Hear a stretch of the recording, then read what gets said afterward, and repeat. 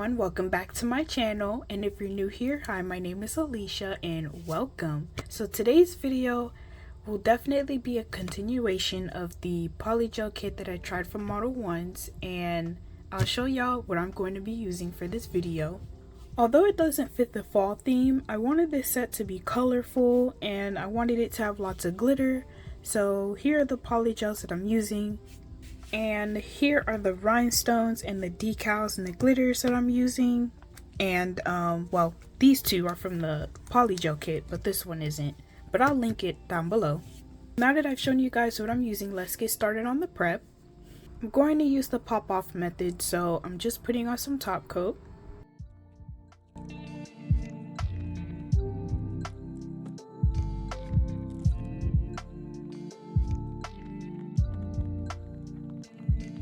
Next, I'm putting on my tips.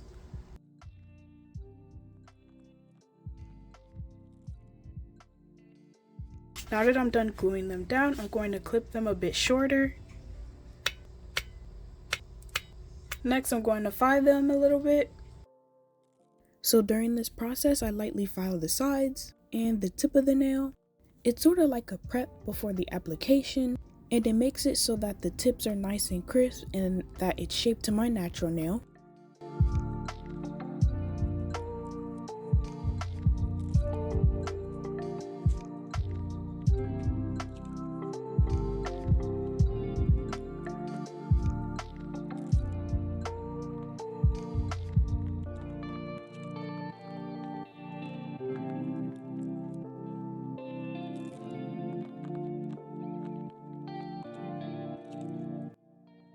Next, I'm starting the application. For those who don't know, usually if I'm doing nails of a certain length, like usually long nails, I do the 2B method, which is where I place one bead of polygel on the tip and then the second one near the natural nail. And as you can see here, I just spread out the polygel first. I try and make sure that the tip is fully covered and that there's no spaces. And once all of the spaces are filled with polygel, I just start smoothing it out. For me personally, this part is really essential because you can see if there's any lumps or if there's any uneven spaces.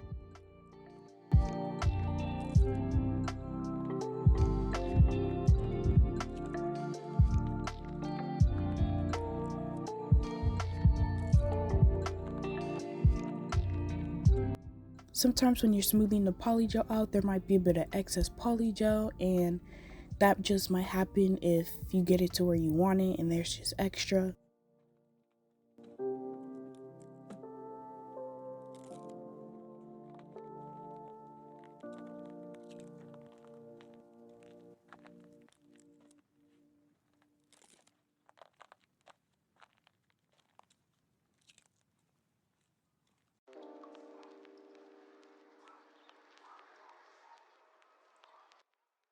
I don't know if it was just me, but in the beginning I used to really struggle with applying the polygel and molding it to the shape of the nail, especially if it was a coffin shape or anything that was not square, because somehow in some way the design would come off looking square even though it wasn't. A little trick that I use so that it doesn't happen again, I turn the nail upside down and I look to see what the tip and the polygel look like next to each other. If the polygel looks like it's overflowing the tip, then that's how I know that it's way off balance and it's not supposed to look like that. That's why when smoothing out the polygel, you want to make sure that the sides are nice and proportionate. That's why it's really important to smooth out the sides of the nail. So not only is the polygel shaped as the tip, you also get to cut back on the time you spend on filing.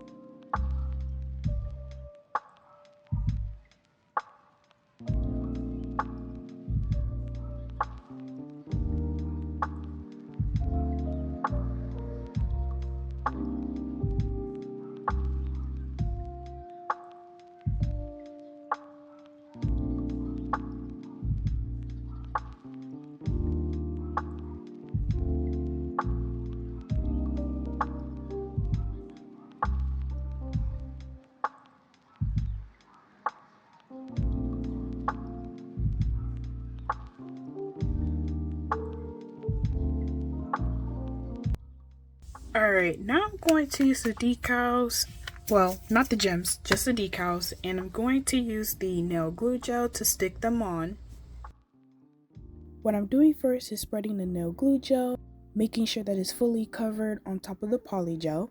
And once that's done, then I'm immediately going in with the glitter and the decals.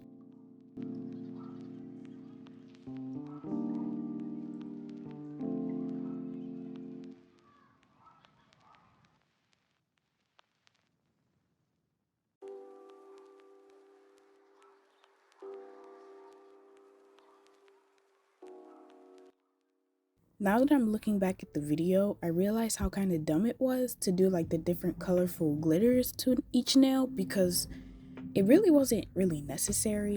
After it was all done, there wasn't much pigment coming out of these glitters. Most of the pigment was coming from the actual polygel. So in the end, there was really no point in doing that.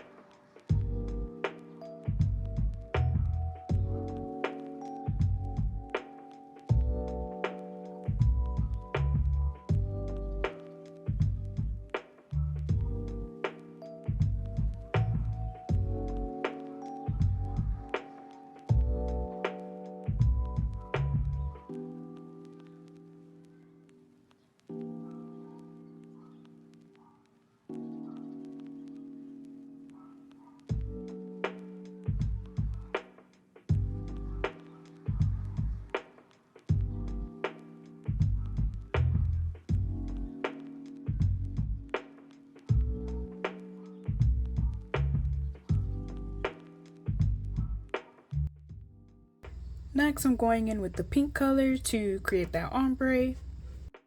For the second bead, since it's going to be an ombre, I'm just going to lightly spread it around, especially around the cuticle area. And I'm making sure that it's nicely set around that area, and then making sure that the sides don't overflow. And when you're patting the polygel around the cuticle area, you want to make sure that your brush is angled so that you can build the apex. And once that's done, then you can go ahead and pretty much smooth out the end of the polygel bead. And I do this process for every single nail. As y'all can see here, I pretty much start from the top and then work my way down.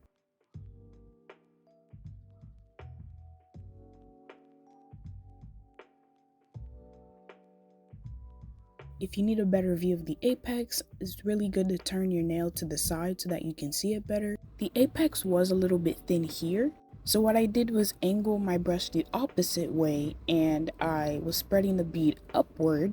Doing that gave me more polygel so that I'm able to fix the apex. And one thing I don't like to do is going back in and having to put some more polygel. It's better to just fix it while you're there on the first bead.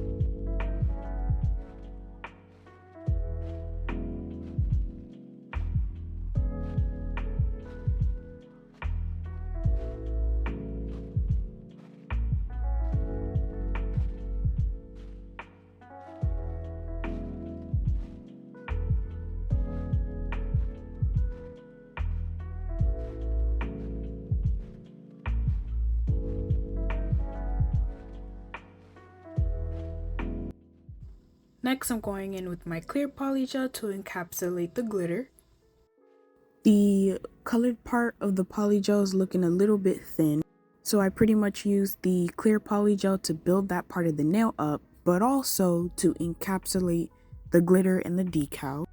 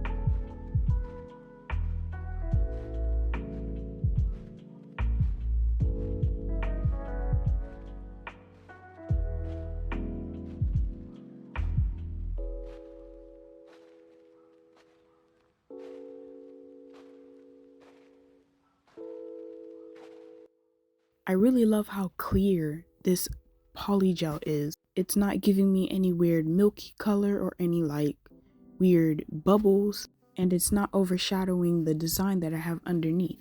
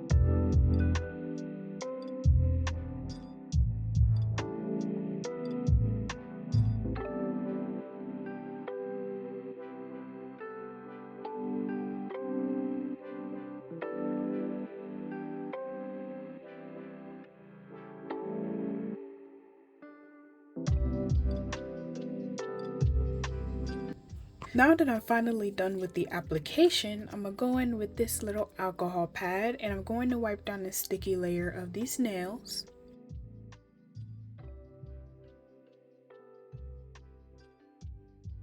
Next, I'm going in with my hand file and I'm going to file these a bit.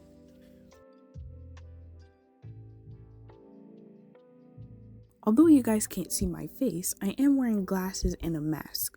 I just wanted to say how important it is to make sure that you are protecting yourself. You don't want to breathe in the dust or get it in your eyes. It's also good to have a dust collector too. Now for the filing process, I'm a bit more aggressive when it comes to this part. I really try and make sure that the sides are filed and the tip of the nail, but I also go onto the top of the nail. This part is usually my favorite because you can really see if your application is perfect. Usually at this part I can tell if I've missed some areas and you can just get rid of it through filing, if it's not too bad of course. And I also file underneath the nail because sometimes there are some polygel that gets slipped under there. And for those who don't know, I usually like to go in with an 80 grit or a coarse grit nail file. Usually the more coarse it is, the easier it is to file and get that really crisp shape. Now that I'm done filing and buffing, I'm going to place the gems on the nail. This is basically the same process as I did with the nail decals and the glitter. Since this is going to be like a scattered gem bling design, I'm going to place the nail glue gel in different scattered areas of the nail and then place the gem right on top. And what I did here was use gems that match the polygel underneath. I just thought it was a cute way to spruce up this nail design.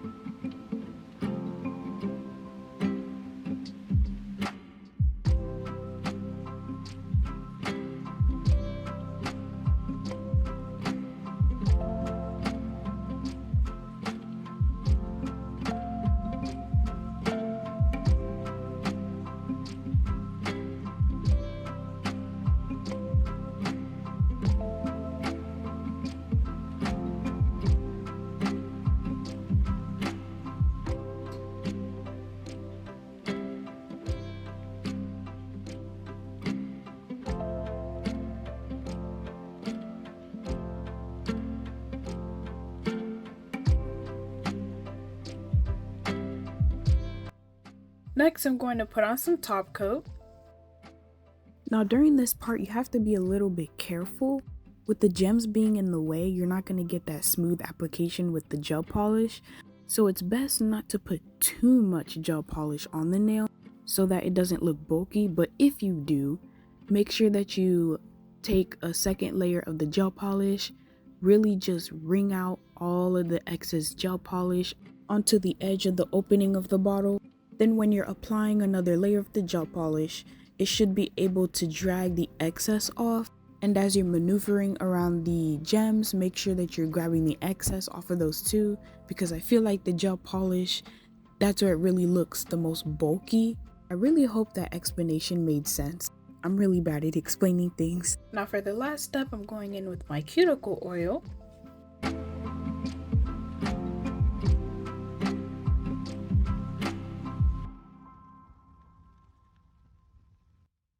Okay, so here are the final results of the nails. They are looking really shiny, looking really good. I'm really liking the little flakes and the butterflies and the iridescent glow that comes off of these nails. It really looks mesmerizing to look at. Really love how the polygel matches the gems that I place, and it just looks really cute. But I really love the polygel, and they just have such a nice pigment, especially this red. Like, this red looks so good. Although I wish I did a better job at like making it look more gradient. They don't really look that much of like an ombre, and it's a bit distracting if you stare at it for too long, but overall I don't think it looks too bad. But it's very noticeable with the purple. Tell me, what do you guys think of this set? And what do you think of this kit? I feel like I showcased more out of this kit that I didn't really do in the last video. So tell me, would you guys ever try this kit? And have any of y'all ever tried it? Just let me know down in the comments below. I would love to hear y'all thoughts. Now, if you enjoyed this video, please like it. If you would like to see more content from me, please subscribe. And thank you guys for watching, and I will see y'all in the next one. Bye.